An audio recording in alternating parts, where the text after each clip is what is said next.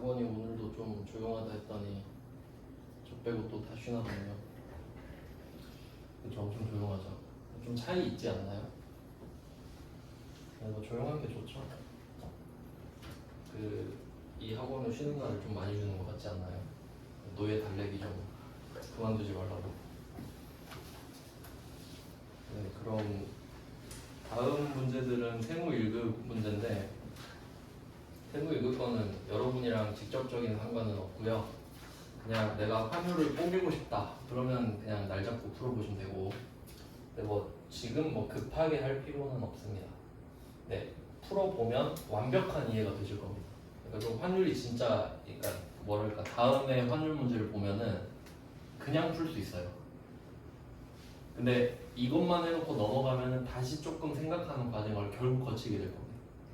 근데 조금 뭐 내일이 딱 마침 주말이네요. 딱 하기 좋네요. 이거 생물 딱 잡아놓고 답도 블로그에 다 있겠다. 한번 해보시면 여러분한테 도움이 될 겁니다. 성인들한테 제가 숙제를 내는 것도 좀 의미가 없잖아요. 이거 하면 다 여러분 잘 되는 거죠. 근데 제가 막 쫓아가면서 이것 좀 하세요 할 이유가 없죠, 사실. 솔직히 말하면 상관없습니다. 안 해도 뭐 저는 제 공부도 하고 하니까. 근데 이렇게 해야 더 하더라고. 여러분 공부하지 마세요. 전 할 거니까요. 우리 차이 좀 더 벌어줘요. 이렇게 하면 더 열심히 하더라고. 약을 올려야 되나 봐요. 그냥 평가를 했고요. 그다음 이제 거래 끝으로 가야겠죠. 거래 끝. 그럼 46번 보시면 됩니다.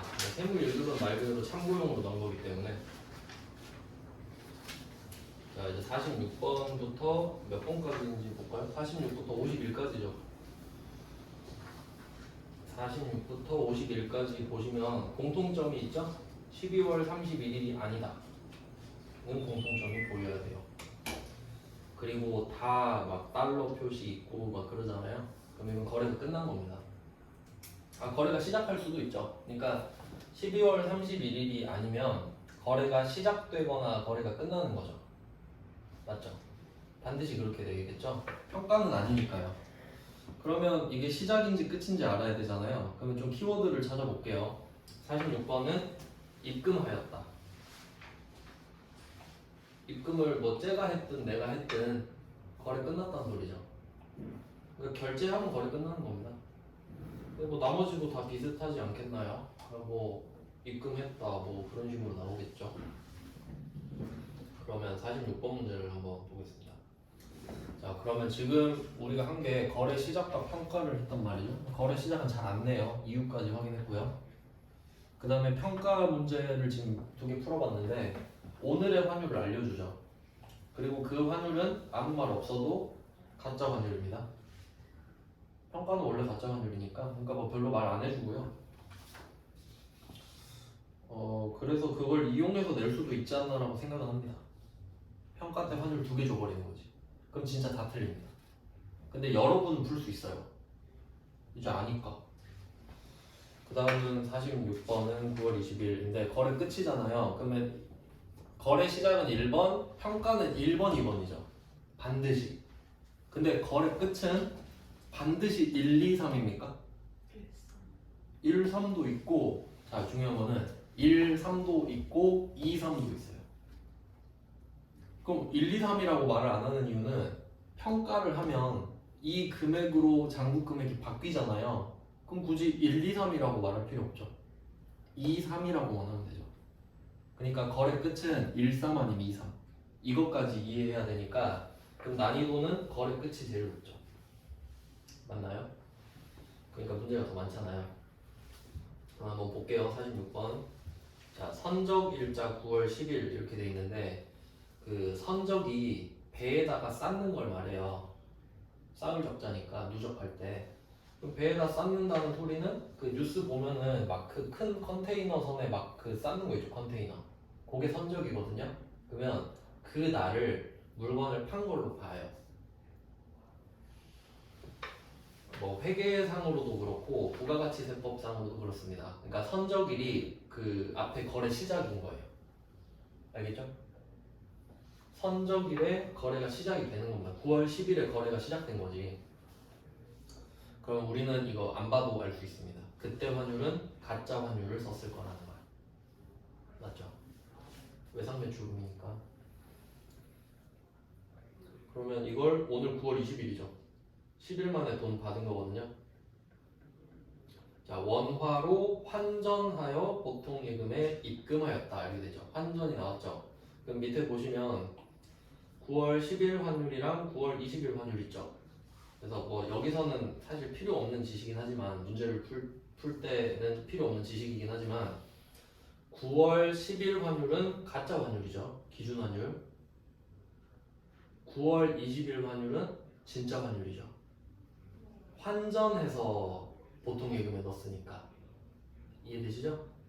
그러니까 이거 가지고 장난쳐버리면 다 틀릴 거란 소리입니다. 미리 해놓으면 되지. 이제 별로 안 어렵잖아요. 생각할 수 있으니까.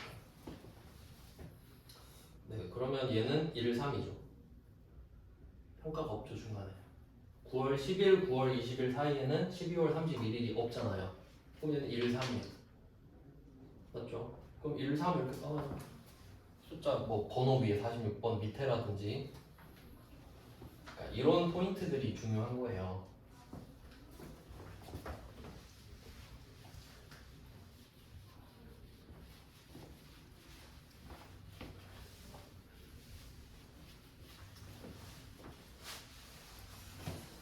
그리고 이걸 그대로 쓸 수도 있는데 이제 평가랑 거래 끝을 비교를 해보면 평가는 차액만 구합니다.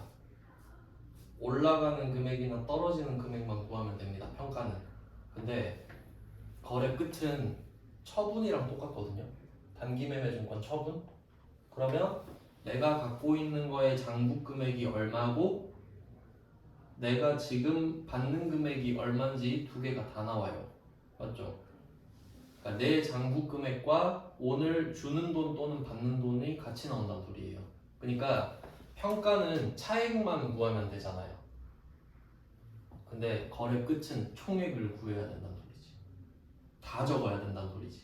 내 장부 금액은 얼마고 네가 주는 돈은 얼마고 다 적고 그리고 그 순액도 나오는 겁니다. 차액도 나오는 겁니다. 그러니까 평가는 차액만 적는 거고 거래 끝은 총액을 적어서 차액까지 적는 거예요.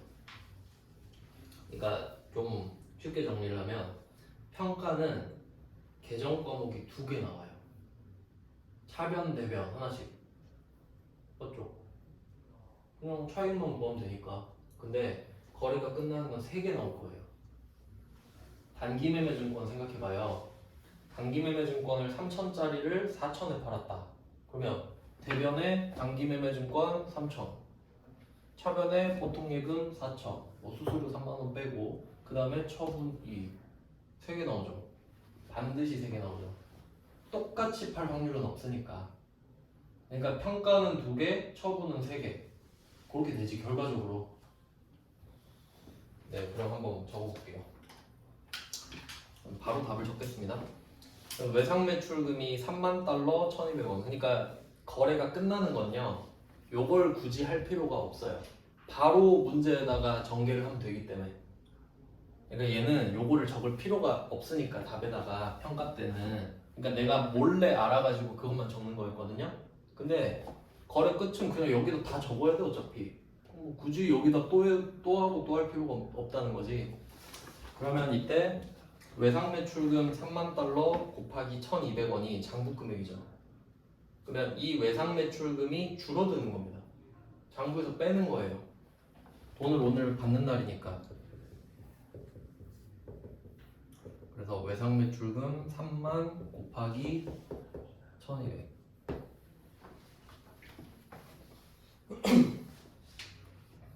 그리고 오늘 돈 들어오죠? 보통예금. 보통예금으로 돈이 들어오는데 3만 달러인 건 안 변한다 그랬죠? 그러니까 3만 곱하기 1,250원.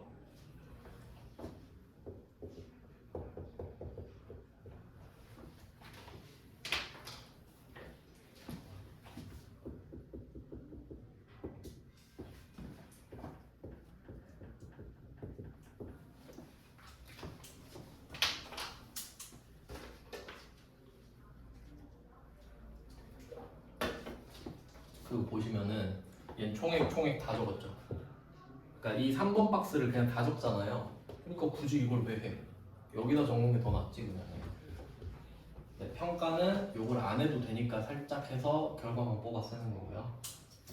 네, 해보면 알아요. 그렇게 돼요. 그냥 외우는 게 아니라 그냥 그렇게 돼요. 그럼 이제 차이가 나는 부분을 생각해 보겠습니다. 기분이 좋은지 나쁜지.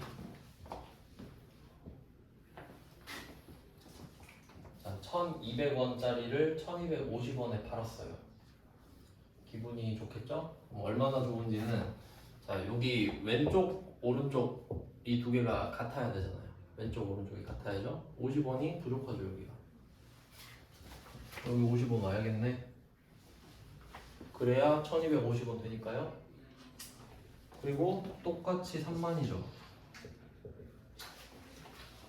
3만은 안 변하니까. 그리고 이제 이름만 쓰면 되죠. 기분이 좋거든요 지금? 좋아요. 좋아. 거래 끝났어요. 외환 차익. 외환 차익입니다. 외화 환산 이익 아니죠? 외환 차익입니다.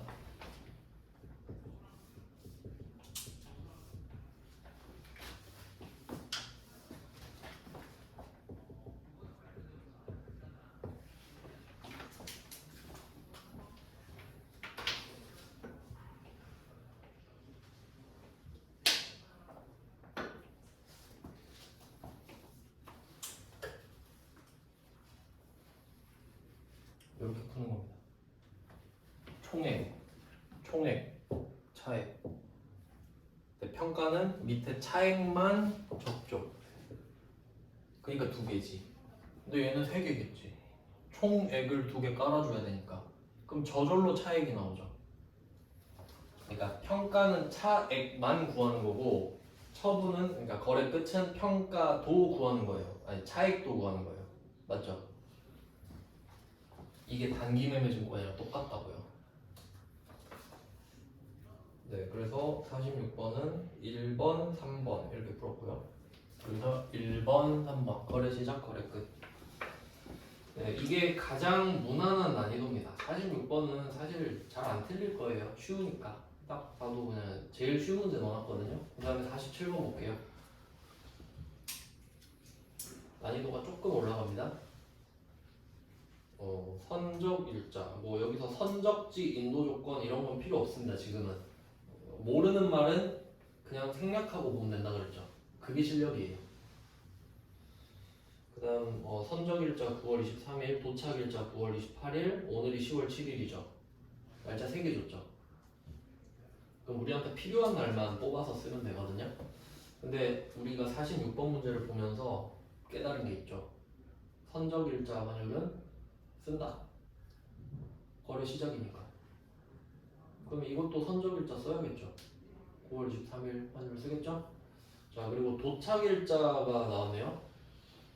상대방한테 도착한 거겠죠? 지금 외상매출금이니까 우리가 선적을 하고 며칠 뒤에 지금 도착을 한 거예요. 그럼 우리 도착할 때 돈 받나요? 아니지. 10월 7일에 돈 받고 있죠 지금. 그럼 9월 28일에 환율은 어디다 쓰죠? 안 쓰겠죠. 이런 거 할 줄 아냐고. 필요 없는 거를 제끼는 게 실력이 되는 거예요. 그러니까 딱 봐도 46번은 틀릴 수가 없죠. 필요한 것만 줬으니까. 47번은 필요 없는 걸 줬잖아요. 그러니까 이런 문제를 낼 확률이 높아지기 때문에 생각하는 법을 알려드린 거예요. 구분하는 법을 알려드린 거예요. 그럼 9월 28일 환율 X표 치면 되겠죠. 그래서 얘는 이 X표를 치고 나면 46번이랑 똑같아지는 거 맞죠? 그러니까 얘가 더 어려운 거예요. 그 다음에 48번 갈게요. 이거 또 풀진 않을게요. 똑같으니까. 네, 48번. 네, 요거는 그럼 47번도 번호를 이렇게 쓰셔야죠. 얘가 9월 23일에 시작해서 10월 7일에 끝나죠. 일상. 그래도 일상. 똑같네. 46, 47은 똑같은 문제구나. 이런 식으로 좀 청킹이 돼요. 덩어리를 딱 지을 수 있어야 돼요. 얘 둘은 같은 문제. 그러면 쓸데없는 날짜 빼면 되겠구나. 이런 것들. 그러니까 데이터를 좀 쌓아가는 거죠. 그러니까 반드시 선적일자만 거래 시작이 되는 겁니다. 맞죠? 그러면 OX로 하면 되잖아요. 그러니까 선적일자냐 아니냐 끝이죠. 그럼 선적일자 아닌 건 다 필요 없잖아요. 환전 그러니까 돈 받는 날이 거래 끝나는 날이니까. 그러니까 모르는 건 안 쓰면 된다. 근데 공부 제대로 안 한 사람은 도착일자 뭐지? 이렇게 되죠. 근데 우리는 안 하겠죠. 선적일자가 시작인데 왜 그냥 없애면 되고. 그 다음에 48번. 오늘이 7월 22일입니다. 밑에 환율 보세요. 19년 12월 5일 환율이 있고 19년 12월 31일 환율이 있고 20년 7월 22일이 환율이 있고요. 오늘이 7월 22일입니다. 맞죠? 그러면 순서상으로 1, 2, 3이죠. 1번 X표 치겠습니다. 이유는 이거 단기 매매 증권이랑 똑같으니까. 평가가 수익 비용이죠. 평가가 자본이 아니죠. 평가를 수익 비용으로 하잖아요. 그러니까 얘는 기억력이 1년짜리죠. 그럼 1년 넘어가는 건 기억할 수가 없잖아요. 작년 건 기억이 안 나. 그러니까 여기선 1, 2, 3번이기 때문에 2, 3이라고 써두시면 되죠. 1, 2, 그러니까 정확히 말하면 1, 2, 3인데 1의 X. 결과적으로 2, 3. 그럼 요거 내면 어떻게 그 공부 제대로 안 된 사람은 어떻게 푸냐면 분기 3개 다 합니다. 다 하겠지. 근데 어차피 첫 번째 거는 아무 의미가 없죠. 결국 우리는 세 번째 분계만 하면 되거든요. 하시는 법은 이제 알죠? 바로 적는 법 알려드렸으니까. 그러니까 얘는 어떻게 적냐면 똑같아요. 지금 외상 매출금이잖아요. 그리고 여기 그 48번 문제는 외상 매출금이라는 이름이 없습니다. 맞죠? 근데 제품을 외상으로 수출하고 외상대금이죠. 그 외상 매출금인 거 알아야 돼요. 그러니까 토시 찾는 문제 아니에요. 우리는 상황 판단이에요. 상황 판단. 외상 매출금 맞아요.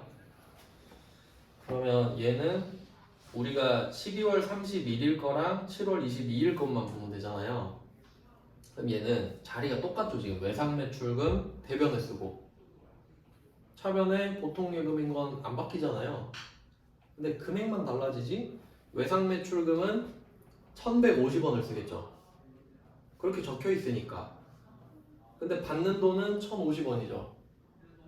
그럼 기분이 안 좋잖아요. 외관 처분이지 뭐. 그러니까 그런 식으로 풀 수 있어야 돼요. 그러니까 문제를 완벽하게 적어두려고 하지 말고 일단 파악을 해봐. 외상 매출금을 받는데 손해봤네. 이거 자체를 일단 대충 해놓는 거예요, 그냥. 그리고 나중에 차분하게 풀면 되잖아요. 그러니까 딱 보고 지금은 손해봤네? 이 정도만 해놓으면 돼요, 지금은. 솔직히 그걸 아는지 물어보는 거니까. 적는 건 그냥 뭐 요식행위죠, 그냥. 그래서 난이도가 좀 달라졌죠. 48은 2, 3이 됐단 말이죠. 그러니까 결과적으로 1, 3, 2, 3밖에 없잖아요. 이렇게 있구나. 그럼 두 가지 있네? 하고 적으면 끝나는 거죠. 외관은 이렇게 포맷이 잡히는 겁니다. 세 가지 유형. 1번, 1번, 2번, 그 다음에 1번, 3번, 2번, 3번 이런 식으로. 그게 이제 머릿속으로 정리가 되면 제일 좋죠. 근데 한번 생각을 해보세요. 이렇게 지금 사례가 4개밖에 없죠. 그러면 1, 1, 2, 1, 3, 2, 3 4개밖에 없잖아요. 근데 이걸 내가 체계화하고 시험 보러 가는 거랑 그냥 되는 대로 하는 거랑 진짜 달라요. 그러니까 4가지 케이스 중에 요거는 세 번째 케이스네? 하고 푸는 거랑 환율이네 이거랑 다르다고요. 그러니까 내가 압도를 해서 가야 돼. 시험은 그럴 수밖에 없어요. 그러니까 그래도 여러분 시험은 할 만한 시험인 게 1시간짜리 시험인데 60분에 실무가 23개 주관식 23개인데 쉬워요. 그러니까 보면 답이 나올 정도로 쉬우니까 어려운 건 한두 개 정도 많아봤자 3개 안 풀면 되고 그 다음에 이론은 15개인데 찍으면 되고요. 그러면 문제가 38개잖아요 60분에 38개 되게 짧아 보이잖아요. 저는 그 세무사 시험 1차가 4과목인데 80분 이렇게 보는데 80분에 80문제 80분에 80문제예요. 근데 수준이 이런 수준이 아니겠지. 이해되시죠? 그러니까 해자예요 이 정도면은. 와 1분 이상을 준다고 한 문제에? 그럼 와 이건 합격하라고 주는 시험이네 이렇게 봐야 맞아요. 그리고 보통 합격점이 70점인 시험은 쉬운 시험이에요. 그리고 합격점이 60점인 시험이 어려운 시험이고. 참고로 세무사 시험은 그 2차까지 해야 합격인데 원래는 그 60점 이상이 합격자거든요. 근데 실제 60점 맞으면 수석입니다. 실제로 50점 정도가 합격점이에요. 그러니까 대충 얼마나 어려운지 아시겠나요? 근데 이 정도면은 진짜 괜찮은 수준이에요. 그냥 약간 그 취미로 하는 회계 배우기 뭐 이 정도 수준이에요 진짜로. 근데 이 정도는 하셔야 됩니다 진짜로. 그러니까 요거는 솔직히 이 정도 수준은요 막 자격증을 땄다고 와 잘하겠네 이게 아니라 솔직히 이것도 없으면 뭘 하겠냐 약간 이런 느낌이에요. 그러니까 토익 보고 커말 보고 그런 게 그 느낌이거든요. 솔직히 저도 그걸 가르쳐 보면서 느낀 게 그 커말 1급 있는 사람이 회계도 잘했어요 보통. 그럴 수밖에 없더라고. 그러니까 내가 이 사람이 엑셀을 잘하는지 궁금해서 물어보는 게 아니라 그냥 커말 1급 있다 그러면 오 이렇게 돼 그냥 그냥 뭐 대충 어느 정도는 하겠다 그런 느낌으로 보는 거예요 척도로. 여러분도 그냥 토익 봤을 때 토익 900이다 와 진짜 열심히 했겠다 이러잖아요. 영어를 잘하겠다 생각은 안 하지. 그런 느낌이에요. 근데 그런 증거들이 많아지면은 나중에 얼마나 편하냐면 설명하는 시간이 필요가 없어요. 그러니까 만약에 누가 저한테 회계 뭐 얼마나 잘하세요 이렇게 하잖아요. 그럼 저는 자격증을 이렇게 셔플을 할 수 있거든요. 탁탁탁탁 치면서 쫙 보여줘요. 그럼 뭐 무슨 말 물어보겠나요? 아 열심히 하셨네요 그냥 가겠지. 그러려고 한 거예요 그냥. 그러니까 이 사람은 뭘 해도 잘하겠다라는 증거를 만드는 중이에요 우리는. 근데 그게 계속 쌓이거든요. 그럼 얼마나 편한지 아세요 진짜? 그러니까 여러분이 만약에 세무사한테 가가지고 혹시 세법 잘하세요 이렇게 물어보진 않을 거 아니야. 그냥 잘하겠지 이렇게 생각하죠. 그거에 압도당하는 거예요 우리는. 그러니까 우린 그걸 이용해야지. 회계 잘하세요? 저 자격증 있는데요? 하고 가면 된다고. 근데 자격증은 없는데 회계 공부를 했어. 그럼 구구절절 설명해야 돼요. 맞지? 그 얼마나 구차한지 아세요 그게? 그러니까 그냥 편해지려면 공부를 하면 돼요. 넌 없지 난 있는데 하면 끝나요 그냥. 제가 그 재미를 좀 봤기 때문에 진짜 편해요. 네, 그걸 좀 누리셨으면 좋겠네요. 별거 아닌데. 네, 그러면 나머지는 또 세무 1급이니까 그냥 뭐 이것도 참고사항이죠. 세무 1급도 분명히 풀어보시면 도움이 됩니다. 네, 뭐 시간 관계상 이렇게만 하고 그걸 풀다가 뭐 세무 1급 거 같은 건 따로 하시다가 정 모르겠으면 물어보세요. 정 모르겠으면 뭐 저도 그 열심히 하는 사람은 도와주려고 하는 편입니다. 근데 좀 그 보통 질문하는 태도 보면 아는데 저 수업 듣는 사람인데요 이렇게 질문해요. 저는 이름을 다 외우거든요. 그래서 그 이름을 보고 수준에 맞춰서 대답을 좀 해요. 근데 저 수업 듣는 사람인데요 여러분 누군지 모르잖아요. 그래서 솔직히 일단 괘씸합니다. 그럼 듣겠지. 그럼 안 듣겠냐? 어디서 막 내보면 말하면서 하진 않을 거 아니에요. 근데 요새 트렌드더라고요. 옛날에 난 친구 집 전화할 때 안녕하세요 저 상영인데요 누구 있나요? 이렇게 배웠는데 요새 그걸 안 배우니까. 그러니까 저도 그냥 사람이라 생각하시면 됩니다. 그러니까 그냥 저도 기분이 안 나쁘게 하면 저도 잘 하거든요. 근데 기분 나쁘게 하면 저도 나쁘죠 당연히. 네, 그래서 뭐 계속 연락하는 사람도 있고 그래요. 계속 뭐 자격증 시험 계속 뭐 피드백 받고 그런 사람도 있고 하니까 열심히 하시면 저도 계속 공부를 하고 있잖아요. 그러니까 뭐 궁금한 거 있으면 물어보실 수도 있고 자격증 같은 것도. 네, 그럼 이제 외화가 드디어 끝났어요. 외화 패턴 정리를 했죠? 그러니까 정리 잘 하셔야 된다.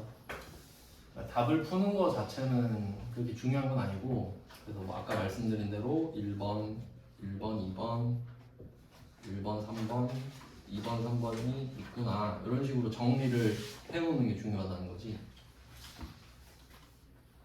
이렇게 해야만 머리에 들어갑니다.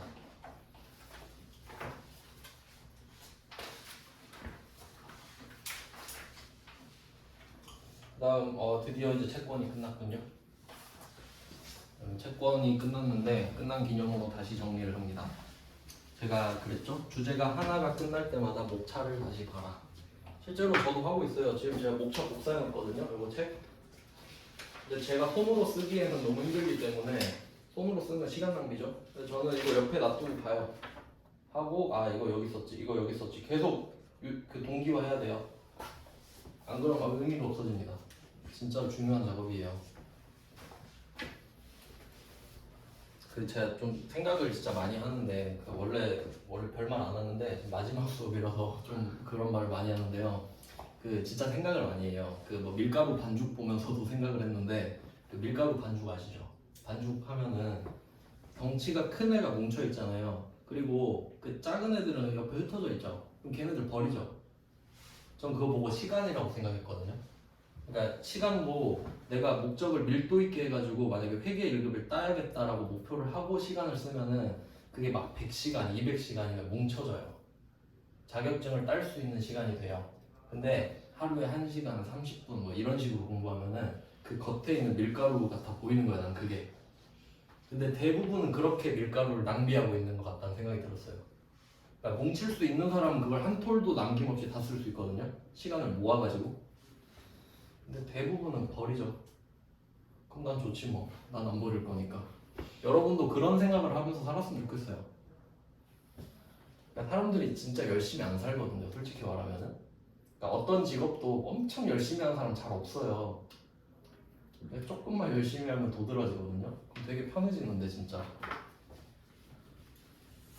네, 그냥 뭐 저는 그런 생각을 합니다. 많이 합니다. 그런 거 일기에 적어놔야 다. 그래서 일기 보면 재밌어요.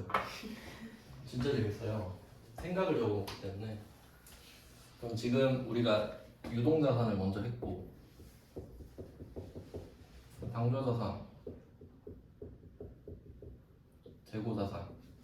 그러니까 목차를 지금 옆에 여러분이 복사해서 둔 거예요 지금. 그러면 아 내가 지금 유동자산 중에 당좌자산 하고 있구나. 아직도 이거 하고 있네.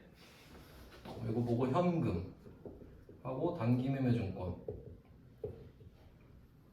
이제 슬슬 습관이 됐을 거예요. 이 정도만 봐도 현금하면 수표가 떠오르고 당좌 수표, 자기합 수표가 떠오르고 현금 과부족이 떠오를 겁니다. 그럼 그게 슥슥슥 생각이 나죠. 그게 공부예요. 목차화 시키는 거라고. 그럼 나는 현금은 아는 거예요. 근데 현금 과부족이 아 뭐였지? 하면 다시 보면 된다고. 아시겠죠? 그러면 그건 어려운 게 아니잖아요. 그러니까 아까 그랬죠? 내가 뭘 모르는지 몰라서 공부를 못 한다고. 근데 사실 안 하는 거죠. 그건 의지가 없는 거예요. 그럼 단기매매 증권 하면 예친구 매도 가능 증권도 있고 취득, 평가, 처분 이게 딱 떠오르죠. 그럼 패스. 그 다음에 채권이잖아요. 채권은 뭐 금전 채권, 비금전 채권도 있는데 우리는 매출 채권, 기타 채권 이렇게 봤죠. 매출 채권은 외상매출금, 받으러. 기타 채권은 미수금, 대여금, 선급금. 선급금은 특이하게 비금전 채권이었다. 뭐 이 정도. 그 다음에 원화 채권을 끝냈으니까 외화로 넘어온 거 아니에요? 자연스럽게 넘어오잖아. 그럼 더 잘 외워지지 않나요? 현금이 되는 순서부터 하고 있잖아. 그럼 현금 1등이니까 현금. 그 다음 주식 팔면 돈 빨리 되고, 그 다음 채권. 원화 했으니까 외화. 됐죠? 그럼 이제 뭘 하냐? 이 돈을 못 받을 수도 있지 않나? 그럼 이제 대손. 이런 식으로 넘어가는 거예요. 제가 그랬잖아요. 책에 목차가 마음에 드는 게 없어서 제가 그냥 만들고 있다고. 근데 이게 효율적이에요. 실제로 보면은 다른 책들 보면은 진짜 중구난방이에요. 그래서 이대로 하시는 게 제일 효율적이지 않나 싶습니다. 그래서 우린 이제 대손을 배워요. 채권이라는 이슈에는 반드시 대손이라는 이슈가 있기 때문이에요. 그래서 다음 페이지 보시면 9페이지가 대손이잖아요.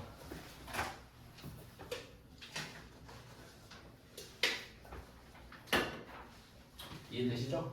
대손은 돈을 못 받는 거거든요. 그럼 당연히 채권, 외화 채권하고 대손이 나오겠구나. 그 세 개가 좀 덩어리로 또 모여야죠. 원화 채권, 외화 채권, 그리고 그것들을 대손. 이런 식으로. 그럼 또 생각을 해보세요. 현금에 대손이 있겠나? 없어. 없죠. 내가 현금을 갖고 있는데 지금. 그러니까 현금이 제일 좋은 거 아니에요. 그러니까 현금으로 사면 무조건 싸게 살 수 있습니다. 그 어떤 책에 보면은 그런 말도 있어요. 백화점 가가지고 현금 준 다음 가격 깎을 수 있다.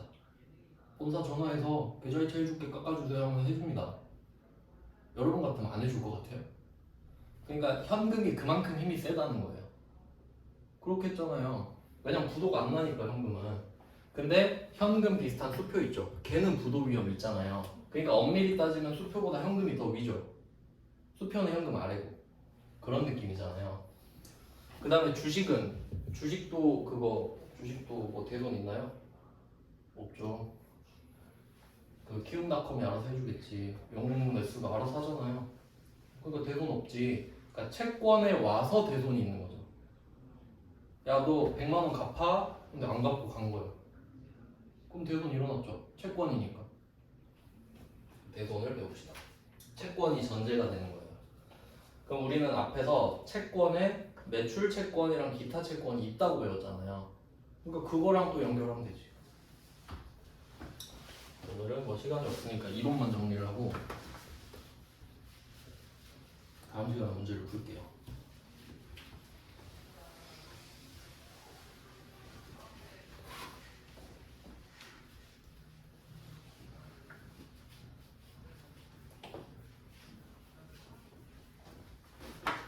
가끔씩 제가 그 인터넷에 보면은 막 전산회계 1급 인강 이런 것도 돈 주고 듣잖아요. 들어보고 싶거든요. 궁금해요. 나처럼 잘 가르치나? 그냥 혹시 나보다 잘 가르치나 궁금한데 저 뭐 볼 필요가 없으니까 이제 여러분도 아마 볼 필요 없지 않나? 솔직히 괜찮지 않나요? 이 정도 잘 가르치지 않나요? 그쵸. 막 엄청 지루하거나 그러진 않잖아요. 저는 회계 1급 처음에 학원 갔을 때 한복 입은 쌤이 알려줬어요. 지루했어요. 제가 더 열심히 해서 제가 알려주고 그랬어요. 그래서 그 뒤로는 학원을 안 다녔지. 별로 의미가 없더라고요, 저는. 욕심이 많으니까 학원에서 1시간 배우잖아요. 1시간, 2시간 배우는데 집 가서 막 8시간 해버리니까 배울 필요가 없더라고요. 대손은 일단 채권에서 비롯되는 주제입니다. 대손, 돈을 못 받는 거니까. 그럼 이 대손이라는 이슈를 그 두 개로 나눌 건데 그 시기에 따라 나눌 겁니다. 언제 하는가에 따라서 일단 기말 그리고 기중 이렇게 나눌게요. 기말, 기중.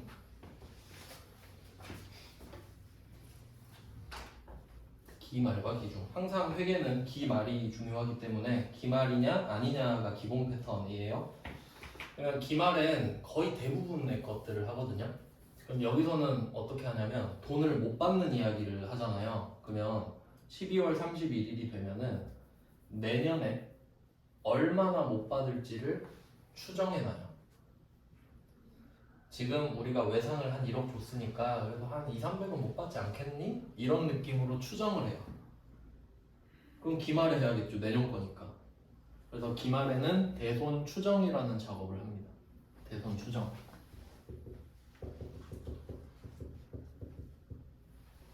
대손 추정.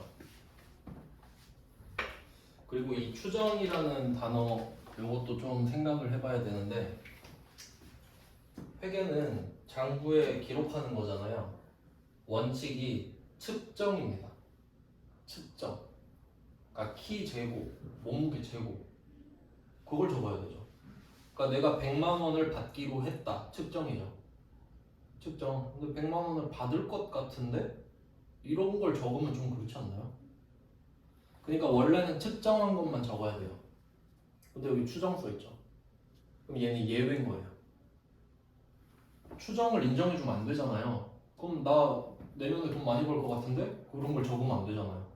근데 얘는 실제로 돈을 못 받긴 하니까. 맞죠? 돈을 못 받긴 하잖아. 다 받을 수는 없을 거 아니야. 10만 원이라도 못 받을 거 아닙니까? 그러니까 못 받는 상황이 팩트로 일어나긴 하니까 그 사실은 팩트니까 금액은 네가 좀 합리적으로 추정을 해봐라. 그 정도는 인정해줄게. 로 가는 거예요. 그래서 회계를 배우면은 이런 게 중요해요. 보통 사람들이 그런 거에 압도되는 게 있어요. 그 뭐 백화점 가면 가격 딱 붙어 있고 그런 거 있잖아요. 우리는 그거 보면서 깎을 수 없다 이 생각하죠. 그러니까 아까 알려드렸잖아요. 그 본 사람 쇼 붙이면 된다 현금으로.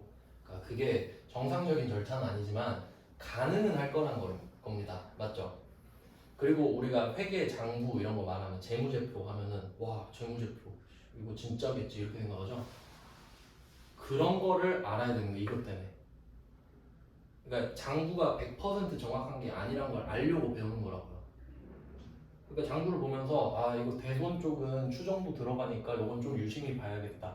이제 이런 게 공부가 된 사람인 거지. 이해가 되십니까? 그러니까 임원들이 재무제표를 못 보면 되겠어요? 봐야지. 그럼 이건 추정치죠 말 그대로. 진짜 못 받은 게 아니라니까. 못 받을 것 같은 돈이라고요. 그러니까 이런 거를 잘 알아야 됩니다. 차이가 나는 부분. 그러니까 경영자가 이런 걸 가지고 의도적으로 금액을 줄일 수 있잖아요. 무슨 말이냐면 실제로 그런 경우들이 있어요. 그 옛날에 뭐 무슨 조선해양 그 회사였던 것 같은데 기억이 잘 안 나는데 만약에 내가 그 자회사라 그러죠. 아들 회사. 그러니까 계열사한테 뭐 한 1,000억을 빌려줬어요. 1,000억을 빌려줬어요. 근데 이게 딱 봐도 망하게 생겼어요. 지금 도산 위기거든요. 그러면 우리 회사는 대손을 1,000억을 추정해야 됩니다. 맞죠? 곧 팩트야 그건. 그러니까 그건 측정급의 추정이죠. 내가 자회사한테 1,000억을 빌려줬는데 이 회사는 망할 게 뻔해요. 지금 근근히 살아가고 있어요. 그럼 내가 이거를 돈을 지금 실제로 못 받은 건 아니지만 못 받을 게 뻔하잖아요. 그럼 이걸 추정으로 잡아야 된다고요. 1,000억을. 근데 1,000억을 잡아버리면 난 1,000억이 없어지는 거거든요. 맞죠? 못 받는다고 인정을 해버리는 거니까. 그러면 그냥 눈 감고 안 잡아버리는 거예요. 그럼 실제보다 자산이 1,000억이 많아 보이죠. 그게 분식회계예요. 그런 게. 그러니까 매출액을 높이는 것만 분식이 아니라고. 그러니까 이런 거 보고 아 몰라 나 모르는 척 할래 하면 1,000억이 플러스 되잖아요. 그러니까 마이너스 1,000억을 해야 되는데 안 한 거니까. 그러니까 그런 것 때문에 배우는 거라고요. 그런 내용이 있다는 거를.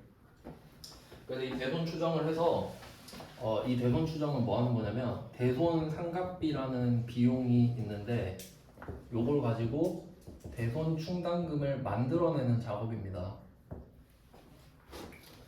아이고 빨간색인데 빨간색으로 쓰세요. 빨간색 계정 과목이요.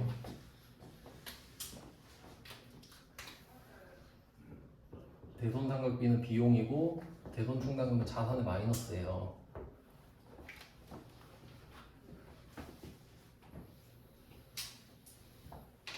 자, 일단 뭐 대손 이슈가 나오니까 이름이 대손 상각비, 대손 충당금인데 이제 용어를 하나씩 알면 다 좋긴 한데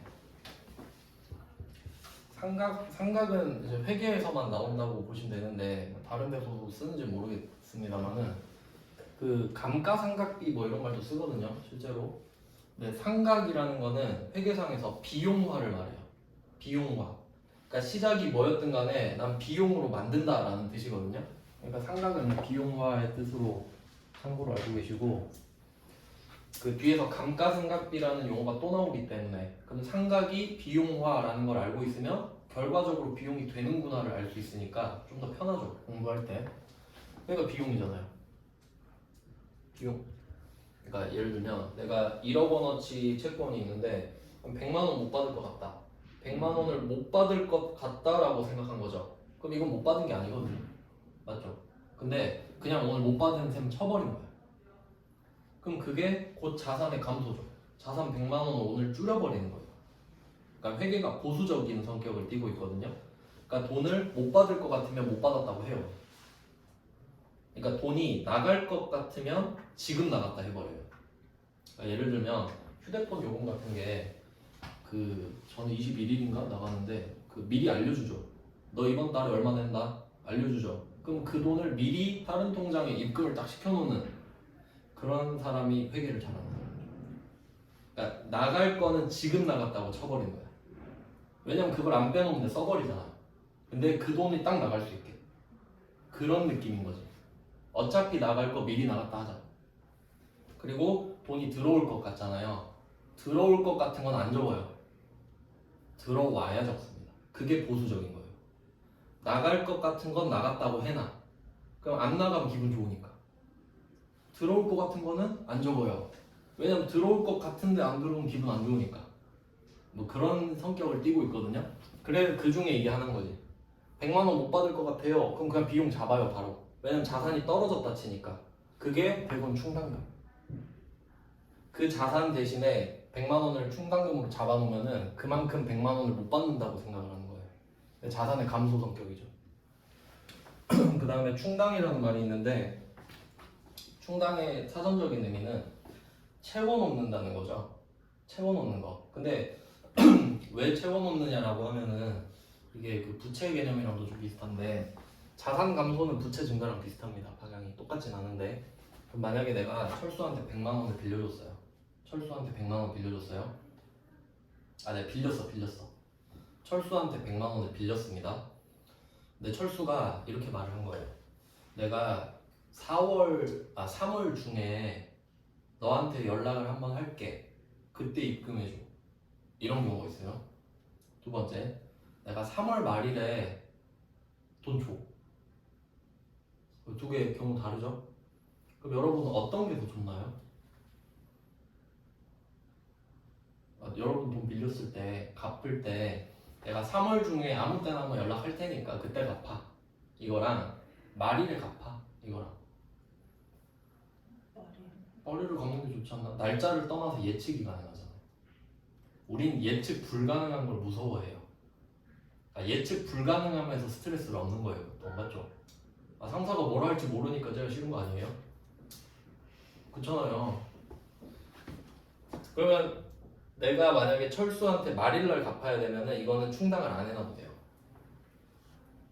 내가 100만 원 갚아야 돼. 근데 철수가 말일에 갚으래요. 그럼 내가 말일까지 100만 원을 지금 꼭 쥐고 있을 이유가 있어요? 없잖아. 31일에 100만 원 구하면 되지 그냥. 맞죠? 근데 철수가 야 3월 중에 연락하면 그때 입금해줘 하면 얘가 언제 달라고 할지 어떻게 알아? 그럼 100만 원을 맨날 들고 있어야지. 맞죠? 그게 충당이에요. 그러니까 언제 나갈지 모르니까 충당을 해놓은 거라고. 언제 나갈지 알면 충당을 왜 합니까? 맞아요? 그러니까 추정이라는 말이랑 충당이라는 말이 세트가 돼요. 추정은 진짜가 아니죠. 뇌피셜이잖아요. 뇌피셜. 내년에 한 100만 원 못 받지 않을까? 그러니까 100만 원을 언제 못 받을지 모르니까 채워놓자. 이렇게 가는 거지. 이렇게 연결이 되는 거예요. 그러니까 추정 때문에 충당을 한다고 보시면 돼요. 회계에서는 추정이랑 충당이랑 같은 뜻이 되니까 그럼 뭐 이런 이게 대손 추정이에요. 얼마나 못 받을지 생각해보자. 그 다음에 기중으로 나눕니다.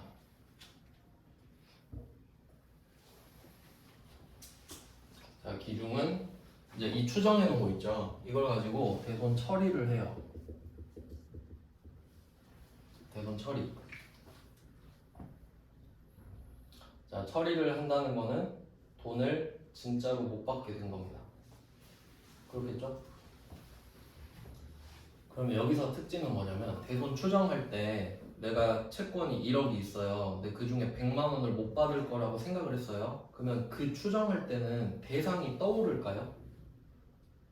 A가 100만 원을 안 갚을 것 같아. 그게 아니지. 그냥 불특정 다수 중에 누군가는 안 갚겠지. 요 정도 느낌이죠.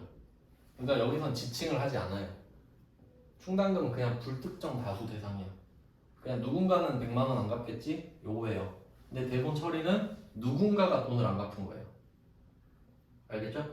근데 난 상관없지. 대상이 누군지 지칭을 안 했으니까, 지정을 안 했으니까 그냥 이렇게 처리하면 돼요. 이거 가지고. 그러면 우리가 대손상각비라는 비용을 이용해서 대손 충당금을 만들어 놓은 거잖아요. 그러니까 약간 이게 버스 카드고 이게 현금이라 생각하면 돼요.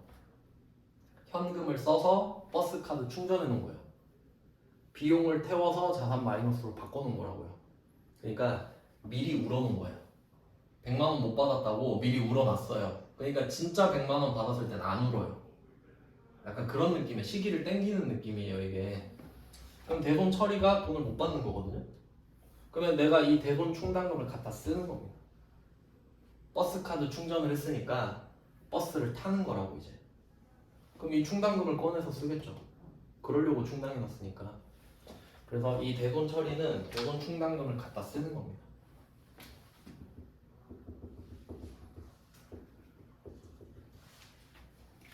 그러면 대손 충당금은 얘 성격 자체가 자산 마이너스거든요. 그러니까 돈을 못 받았다고 생각하니까. 그러면 얘를 갖다 쓰면 자산 플러스가 돼요. 그냥 반대라고 생각하면 돼요. 그건 다음 시간에 자세히 할게요. 자산 플러스 쓰는 거니까 갖다 쓰는 겁니다. 자산 얘는 대손 충당금이 올라가는 거고 얘는 없어지는 거예요. 그럼 여러분이 대손 충당금을 갖다 쓰는 거예요 지금. 그러면 이걸 쓸 때 상황이 딱 3개밖에 없습니다. 3개 있습니다. 3개. 한번 생각해 보세요.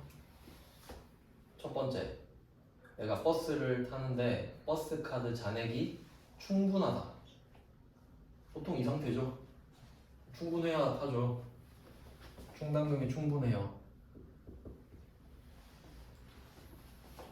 첫 번째, 충분하다. 그러면 대손 충당금으로 처리가 되겠죠. 충분하니까. 그러니까 내가 대손 충당금이 100만 원 있어요. 근데 A라는 애가 30만 원을 안 갚은 거야. 그럼 100만 원으로 30 처리하고 끝. 70만 원 남아있죠. 충분하니까 그냥 끝. 근데 부족할 수도 있죠. 부족할 수도 있잖아요. 그러니까 내가 대손 충당금 100만 원 있어요. 그러니까 버스 카드 잔액이 100만 원인데 버스비가 150이야. 그럼 부족하죠. 그럼 일단 얘는 잔액을 다 털어서 써요. 일단 쓰려고 지금 충전했으니까. 그러면 충당금을 다 갖다 쓰고 우리 버스 탔을 때 돈 없으면 현금 내야 되잖아. 그럼 그게 대손상각비였지. 그러면 결과적으로 우리가 150만 원을 못 받게 된 거잖아요. 그러면 150만 원을 비용 처리해야 되는 게 맞죠. 근데 100만 원은 미리 해놨잖아. 미리 비용으로 태워서 충당금을 만들어놨죠. 그러니까 이 100만 원은 공짜로 쓰는 거예요 지금. 내가 현금 100만 원 옛날에 썼잖아요. 그럼 부족한 50만 원은 어떻게 해요? 지금 써야 되지. 그러니까 대손상각비가 또 나와요. 부족한 만큼. 그러니까 결과적으로는 150만 원을 못 받으면 대손상각비가 총 150이죠. 결과적으로. 근데 그 대손상각비가 충당금이 됐다가 사라지느냐 아니면 다이렉트로 나오느냐 그 정도 차이입니다. 다음 시간에 자세히 할게요. 일단 그렇고 없을 수도 있죠.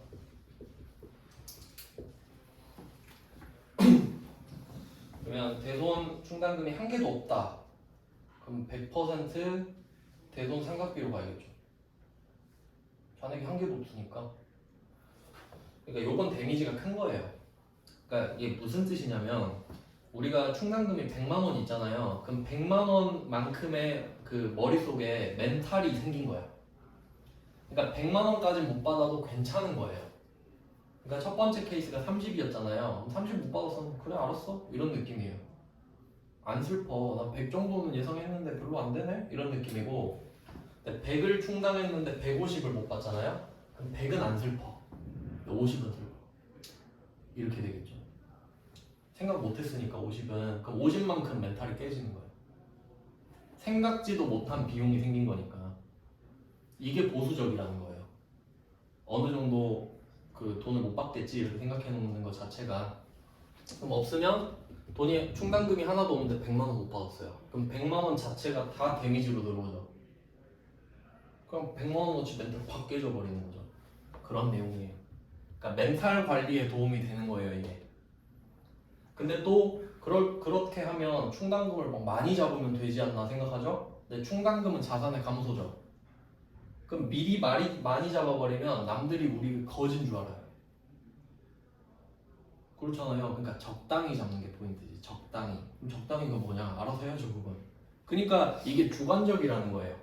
무슨 말인지 알겠죠? 그러니까 이런 것들은 재무제표 볼 때 잘 봐야겠다 생각을 해야 되는 거예요. 그 다음에 회수. 이건 우리한테 그렇게 중요하진 않은데 이것도 생각을 해보면 지금 대손이라는 이슈 자체가 돈을 못 받게 된 거잖아요. 그러니까 채권을 못 받게 된 거죠. 근데 회수가 왜 나오냐? 얘는 정상적인 회수를 말하는 게 아니에요. 정상적인 회수는 여기 나오면 안 돼요. 그러니까 우리가 채권을 정상적으로 회수했으면 대손이 일어나지 않은 거잖아요. 그럼 채권으로 끝난 거잖아 그냥. 근데 여기서 회수가 나왔다는 소리는 대손 처리를 이미 했던 걸 회수하는 겁니다. 좀 특이한 상황이에요. 그러니까 상대방이 파산해가지고 돈을 못 갚게 됐어요. 근데 2년 뒤에 살아와가지고 나한테 돈을 갚는 거지. 그럴 수 있긴 있죠. 그러니까 얘는 대손 처리 이후의 회수를 말합니다. 이해되셨죠? 정상적인 회수는 여기에서 끝났어요. 얘는 비정상적인 회수입니다. 자, 그럼 이때 회수를 할 때는 회수는 지금 회수를 한 거잖아요. 돈을. 그러면 얘는 그 대손 처리 시기가 중요해요. 대손 처리 시기.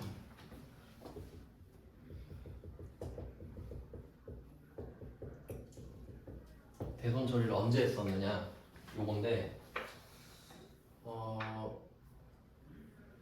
그러니까 회수는 지금 한 거예요. 그러니까 지금 했으니까 회수를 적는 거거든요. 근데 대손 처리는 단기에 했냐, 올해에 했냐, 아니면 전기 이전에 했냐 이렇게 나누거든요.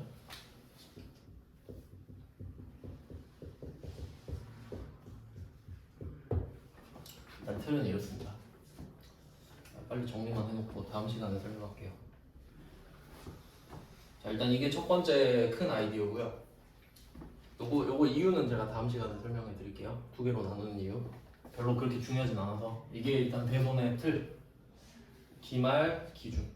왜냐면 대손 추정은 내 마음대로 할 수 있죠. 아무 때나 해도 돼. 지금 해도 되잖아요, 솔직히. 근데 그냥 12월 31일에 하기로 했어. 그러니까 아무 때나 해도 되니까 그냥 12월 31일에 하기로 했어요. 그 다음에 대손 처리랑 회수는 이게 내 맘대로 안 되지. 대손 처리를 야 오늘 너 대손 처리하자 이게 아니잖아요. 얘가 돈을 못 갚게 되면 대손 처리를 하는 거예요. 그 돈을 갖다 주면 회수하는 거고. 그러니까 얘는 기중. 1월 1일부터 12월 31일까지. 이해됐죠? 그러니까 이렇게 정리해 놓은 거예요 일단. 이거 말고는 없습니다. 그러니까 대손은 이거죠. 내년에 얼마를 못 받을까? 그리고 내년이 돼서 진짜 못 받았네. 이걸 계속 반복하는 거예요. 그럼 또 내년엔 얼마 못 받을까? 또 못 받았네. 또 내년에 얼마 못 받을까? 계속 반복. 이거밖에 없어요. 그럼 이제 회계 처리 원리를 좀 설명을 드리면, 자, 이 매출 채권에서 대손이 발생한다 했잖아요. 채권에서 대손이 발생한다. 그러면 채권이 자산이니까 대손은 비용 처리가 되는 게 맞죠. 자산이 없어지니까. 그러면 이 채권을 두 개로 나누는 거죠. 매출 채권, 기타 채권. 매출 채권은 외상 매출금, 받으러 온 두 개, 딱 두 개. 그럼 얘네 둘을 못 받게 되면 매출 채권에 대한 대손 처리라고 하겠죠? 그 다음에 기타 채권은 미수금. 미수금은 매출 채권의 반대였죠? 그 다음에 대여금. 여기는 장, 단기 다 포함됩니다. 장기 대여금, 단기 대여금. 그리고 선급금도 채권이긴 채권이죠. 금전이 아닌 거지. 비금전 채권이었죠. 하지만 기타 채권으로 분류가 됩니다. 그러면 이 5개의 자산을 못 받게 되는 게 대손이잖아요. 그럼 이 자산을 없애는 거니까 비용 처리를 하죠. 근데 둘이 성격이 다르니까 비용 처리를 따로 하는 거야. 따로. 그럼 얘는 800번 대손 삼각비를 쓰는 겁니다. 이게 오리지널이에요. 오리지널 대손 삼각비. 주로 이거죠, 주로. 그럼 왜 800번을 쓰냐 하면 매출 채권이잖아요. 판매비와 관리비. 그러니까 비용이 500, 800, 900 이렇게 세 개 있잖아요. 500, 800, 900. 500은 제조원가죠. 그러면 잘 생각해 보세요. 우리가 채권 이야기를 지금 하고 있거든요. 채권. 그러면 채권이 생기려면 완성된 물건이 있어야 되죠. 완성된 물건. 그러면 제조가 끝난 상태여야 되잖아요. 그럼 제조가 끝난 상태의 물건을 외상을 준 거죠, 지금. 근데 이 돈을 못 받은 거야. 그럼 혹시 제조부 잘못 있어요? 없지. 제조부가 무슨 잘못이 있어요? 물건 열심히 만든 죄밖에 없지. 그러면 이 책임은 영업부에서 지는 거 같죠? 돈을 못 받을 사람한테 외상을 준 거잖아요. 그건 영업사원들이 하는 거겠지, 영업부에서. 그러니까 800번 니네가 책임져라 이렇게 되는 거죠. 맞죠? 그러니까 이 채권이라는 성격 자체 때문에 500번 비용은 안 나온다는 거예요. 그럼 얘는 뭐죠? 미수금, 대여금, 선급금. 그럼 또 생각해봐요.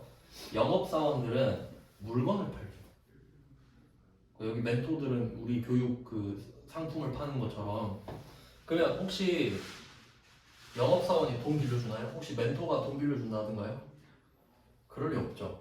그러면 이 돈은 누가 빌려줬겠어요? 영업부에서? 아니, 뭐 임원이 빌려줬거나 경영진에서 판단했겠죠. 그런 거는 영업부에서 하는 거 아니죠. 그럼 이게 영업부 잘못인가요? 아니잖아요. 그러니까 얘는 800번으로 하면 안 된다. 800번 잘못이 아니잖아요. 그럼 얘는 500번도 아니고 800번도 아니네요. 그러니까 900번으로 줘야죠. 900번 기타의 대손삼각비예요. 기타니까 그렇게 중요하지 않으니까. 그러니까 잘 없을 겁니다. 요거는 회사마다. 그래서 얘는 기타니까 기타 이렇게 되는데 딱 봐도 900번 많이 틀리게 생겼죠. 왜냐면 이 두 개를 묶어서 대손삼각비라 그러거든. 근데 그거는 제가 지금 이걸 좀 잘못 적었는데 패턴이 깨져버렸네요. 그러니까 그 우리가 통상적으로 말하는 여기서 말하는 그 대손에서 대손삼각비는 그 약간 파란색 대손삼각비인데 그 안에 800번 빨간색 대손삼각비랑 900번 빨간색 기타의 대손삼각비가 있는 거예요. 그러니까 그 두 개를 뭉뚱그려서 그냥 대손삼각비라 부른다 이 말이지. 대충 그런 느낌이 있는데 세분화하면 이렇게 구분을 해주셔야 된다. 그러니까 이걸 시험 문제로 낼 거다. 겠죠? 그러니까 대여금을 대손 처리했다 이런 거 나올 거란 말이죠. 그럼 대손 충당금 쓰고 나머지는 기타의 대손삼각비. 대손삼각비서로 틀릴 거다 뭐 이런 내용이죠. 일단은 지금 정리만 좀 했고요. 이렇게 하고 다음 시간에 이거 다시 한번 설명드리겠습니다. 주말이니까 다 까먹고 오시면 돼요. 네, 고생하셨습니다. 감사합니다.